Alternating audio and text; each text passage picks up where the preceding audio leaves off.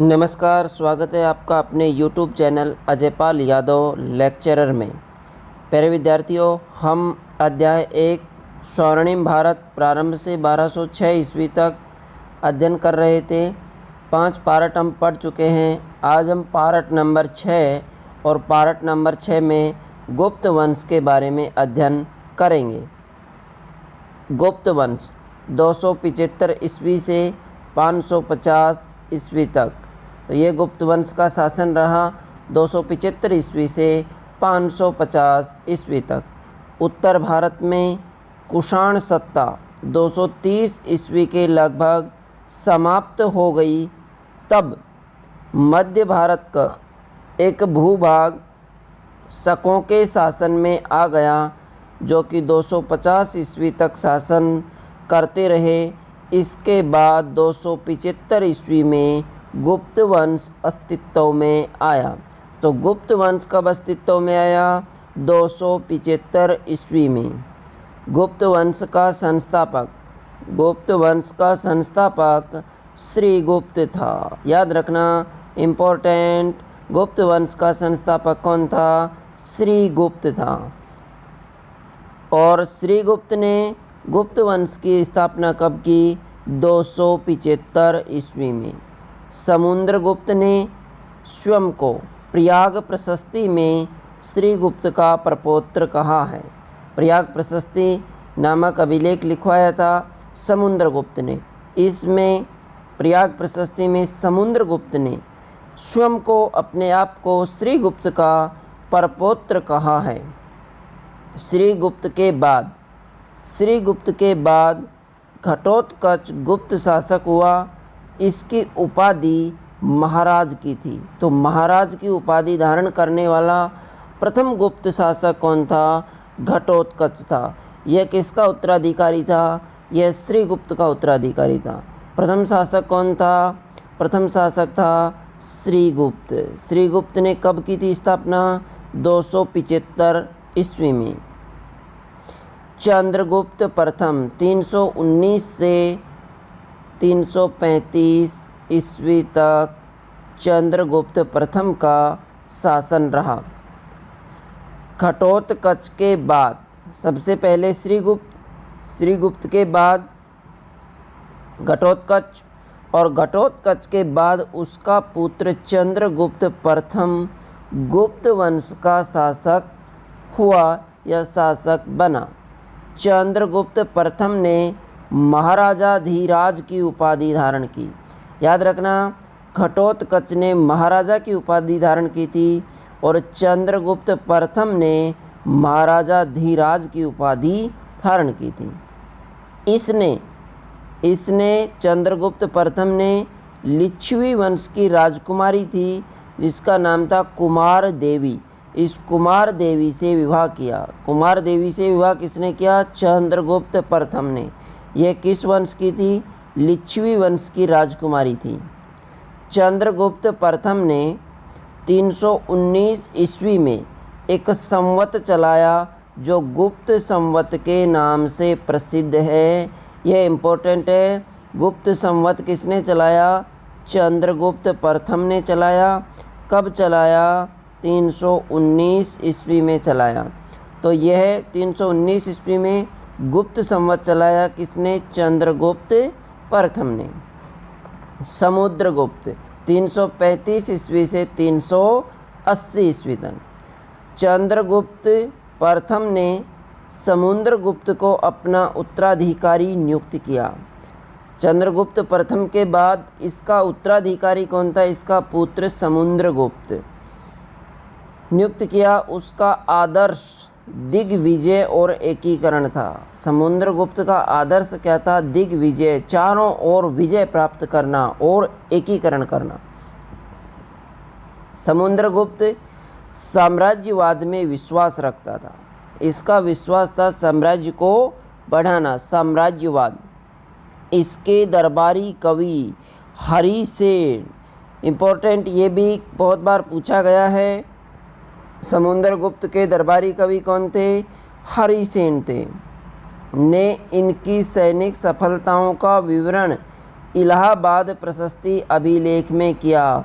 तो इलाहाबाद प्रशस्ति अभिलेख किसने लिखवाया? समुद्रगुप्त ने लिखवाया। किसने लिखा? हरिसेन ने लिखा। हरिसेन कौन था? समुद्रगुप्त का दरबारी कवि था। यह अभिलेख उसी स्तंभ पर उत्कीर्णित है जिस पर अशोक का अभिलेख उत्कीर्णित है। जहाँ पे इलाहाबाद में अशोक ने अपना अभिलेख लिखवाया था, उसी अभिलेख पर समुद्रगुप्त ने भी अपना अभिलेख लिखवाया। अभिलेख क्या होता है? कठोर सतह पर लिखा गया लेख। कठोर सतह होनी चाहिए।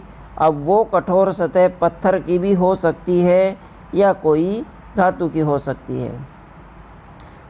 समुद्रगुप्त ये गुप्त एम्पायर है।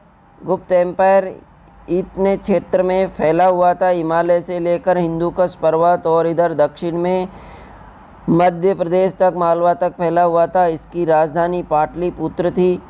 पाटलिपुत्र गुप्त मगध की राजधानी थी और यहीं पे गुप्त वंश की स्थापना हुई थी। समुद्रगुप्त द्वारा जीते गए क्षेत्रों को 5 समूहों में बांटा जा सकता है। गंगा यमुना दोआब के राज्य। गंगा और यमुना नदियों के बीच के जो राज्य थे उनको इन्होंने जीता। पूर्वी हिमालय के राज्य, पूर्वी विंध्यन के क्षेत्र के राज्य, आटविक प्रदेश, पूर्वी दक्कन व दक्षिण भारत के राज्य, शक व कुषाण राज्य, इन सब को समुद्रगुप्त ने जीतकर अपने साम्राज्य में मिलाया था। क्योंकि समुद्रगुप्त किसमें विश्वास रखता था? साम्राज्यवाद में विश्वास रखता था। तो गंगा यमुना दोआब के राज्य, पूर्वी हिमालय के राज्य, पूर्वी विंध्यन क्षेत्र के राज्य, आटविक राज्य और पूर्वी दक्कन व दक्षिण भारत के राज्य जिसमें शक और कुषाण राज्य भी सम्मिलित थे। इलाहाबाद प्रशस्ति के अनुसार समुद्रगुप्त कभी भी युद्ध में पराजित नहीं हुए और एक इतिहासकार हुए जिनका नाम था V.A. स्मिथ। V.A. स्मिथ इन्होंने समुद्रगुप्त की विजयों से प्रभावित होकर समुद्रगुप्त को भारत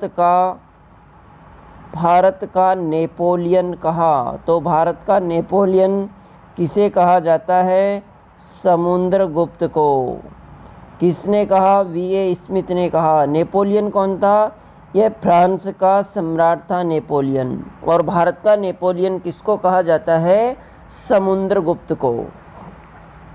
समुद्रगुप्त के पास एक शक्तिशाली नौसेना भी थी जिससे वह विदेशों से संबंध सुदृढ़ कर सका। समुद्रगुप्त ने अश्वमेध यज्ञ भी किया। देखिए, पुष्यमित्र शुंग ने भी अश्वमेध यज्ञ किया था। पिछले पार्ट में हमने पढ़ा था। और उस अश्वमेध यज्ञ का पुरोहित कौन था? प्रसिद्ध व्याकरणाचार्य जिसका नाम क्या था? पतंजलि। वो उसका पुरोहित था। पुष्यमित्र शुंग ने 2 बार अश्वमेध यज्ञ किए थे। समुद्रगुप्त ने भी अश्वमेध यज्ञ किया। उसके सिक्कों पर अश्वमेध पराक्रम लिखा मिलता है। समुद्रगुप्त ललित कलाओं में भी निपुण था और उसे कवि राज कहा जाता है। ऐसा गुप्त शासक जिसको कवि राज कहा जाता है कौन है? समुद्रगुप्त। कवि राज के नाम से जाना जाता है। वह संगीत में भी निपुण था। वह ललित कलाओं में भी निपुण था। एक सिक्के पर उसकी आकृति वीणा बजाते हुए मिलती है। समुद्रगुप्त का एक सिक्का मिला और उस सिक्के पर समुद्रगुप्त वीणा बजा रहा है। तो इससे ये अंदाज़ा लगाया जा सकता है कि समुद्रगुप्त संगीत में निपुण था और वह वीणा बजाना जानता था। समुद्रगुप्त विष्णु का भक्त था। देखिए, किसका भक्त था समुद्रगुप्त? विष्णु का भक्त था, परंतु दूसरे धर्मों का भी समान रूप से आदर करता था। तो यह नहीं है कि वह धार्मिक रूप से कट्टर था, वह सभी धर्मों का, दूसरे धर्मों का भी समान रूप से आदर करता था। समुद्रगुप्त के सिक्के, उसके 6 प्रकार के सिक्के चलाए थे समुद्रगुप्त ने। ये कुछ उसके सिक्कों के चित्र हैं। चंद्रगुप्त द्वितीय 380 से 412 ईस्वी तक। चंद्रगुप्त द्वितीय समुद्रगुप्त का पुत्र था। किसका पुत्र था? ये समुद्रगुप्त का पुत्र था। इसका नाम देवराज तथा देवगुप्त भी मिलते हैं। चंद्रगुप्त द्वितीय का नाम क्या क्या मिलता है? देवराज तथा देवगुप्त भी मिलते हैं। चंद्रगुप्त द्वितीय हैं यहाँ पे। चंद्रगुप्त द्वितीय ने अपने साम्राज्य को विवाह संबंधों और विजय अभियानों द्वारा बढ़ाया। इसने अपनी पुत्री जिसका नाम था प्रभावती का विवाह वाकाटक नरेश रुद्रसेन से किया। देखिए यहाँ पे पहले ही लिखा गया है कि विवाह संबंधों और विजयों के द्वारा चंद्रगुप्त सेकंड ने अपने साम्राज्य को बढ़ाया था। तो इन्होंने अपनी पुत्री जिसका नाम प्रभावती था का विवाह वाकाटक नरेश रुद्रसेन से किया, जिसकी मृत्यु के पश्चात प्रभावती अपने छोटे पुत्र को गद्दी पर बिठाकर राज्य की वास्तविक शासक बन गई। चंद्रगुप्त द्वितीय ने पश्चिमी मालवा व गुजरात को जीता तथा उज्जैन को अपनी द्वितीय राजधानी बनाया। ये भी इम्पोर्टेंट है कि चंद्रगुप्त द्वितीय ने द्वितीय राजधानी बनाई थी, दूसरी राजधानी, और वो किसको बनाई थी? उज्जैन को। उज्जैन वर्तमान में कहाँ है? एमपी में है। महाकाल उज्जैन, जहाँ पे शिव का 12 ज्योतिर्लिंग है, तो एक ज्योतिर्लिंग उज्जैन में स्थित है, महाकालेश्वर। तो द्वितीय राजधानी चंद्रगुप्त द्वितीय ने किसको बनाया? उज्जैन को बनाया। शक विजय के पश्चात उसने विक्रमादित्य की उपाधि धारण की थी। यह भी इम्पोर्टेंट है, विक्रमादित्य की उपाधि धारण की थी चंद्रगुप्त द्वितीय ने। एक मोस्ट इम्पोर्टेंट जो आपकी बुक में नहीं दिया गया है, चंद्रगुप्त द्वितीय के समय एक चीन का यात्री आया था। कहाँ का यात्री आया था? चीन का। और उस यात्री का नाम था फाहियान। क्या नाम था? फाहियान। यह फाहियान चीन का यात्री था जो चंद्रगुप्त द्वितीय के समय भारत आया। मोस्ट इम्पोर्टेंट, बहुत प्रतियोगी परीक्षाओं में पूछा गया है। फाहियान किसके समय भारत आया? चंद्रगुप्त द्वितीय के समय आया। फाहियान कहाँ का था? चीन का यात्री था। कुमार महेंद्रादित्य 414 से 455 ईस्वी। चंद्रगुप्त द्वितीय के बाद उसका पुत्र कुमारगुप्त या महेंद्रादित्य शासक बना। तो चंद्रगुप्त द्वितीय के बाद शासक कौन बना? कुमारगुप्त या महेंद्रादित्य। कुमारगुप्त को ही नालंदा विश्वविद्यालय का संस्थापक माना जाता है। नालंदा विश्वविद्यालय, नालंदा यूनिवर्सिटी का संस्थापक किसको माना जाता है? कुमारगुप्त को। 414 से 455 ईस्वी तक इसका शासन रहा। कौन से विश्वविद्यालय का संस्थापक? नालंदा विश्वविद्यालय। नालंदा विश्वविद्यालय कहाँ है? बिहार में स्थित है, बिहार में। तो इसका संस्थापक किसको माना जाता है? कुमारगुप्त को। उसका राज्य सौराष्ट्र, गुजरात से लेकर बंगाल तक फैला हुआ था। किसका? कुमारगुप्त का। तो इसका विशेष इम्पोर्टेंट फैक्ट है, नालंदा विश्वविद्यालय का संस्थापक कौन था?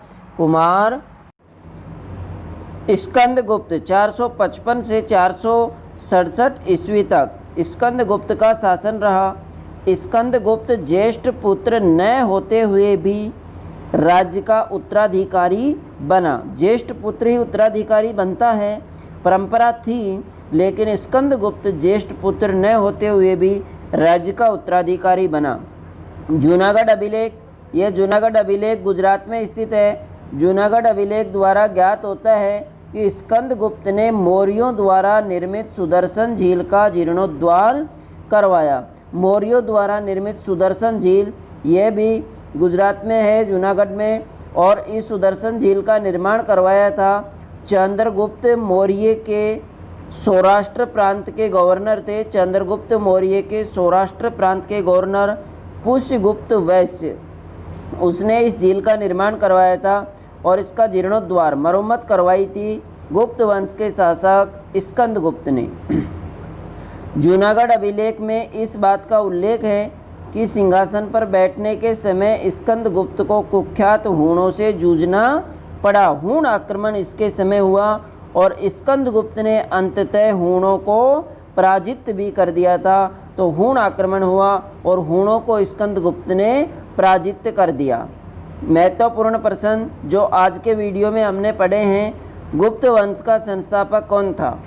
किस गुप्त शासक ने गुप्त संवत चलाया और कब चलाया? हरिसेन किस गुप्त शासक के दरबारी कवि थे? कौन सा गुप्त शासक देवराज तथा देवगुप्त के नाम से भी जाना जाता है? नालंदा विश्वविद्यालय का संस्थापक किस गुप्त शासक को कहा जा सकता है? अगर आपने वीडियो को ध्यान से देखा होगा तो आप इन क्वेश्चनों के जवाब आसानी से दे सकते हैं। आज के वीडियो में इतना ही। यदि आपको वीडियो पसंद आया है तो वीडियो को लाइक कीजिए, चैनल को सब्सक्राइब कीजिए और अधिक से अधिक विद्यार्थियों तक वीडियो को शेयर करना। नेक्स्ट वीडियो में फिर मिलते हैं। धन्यवाद।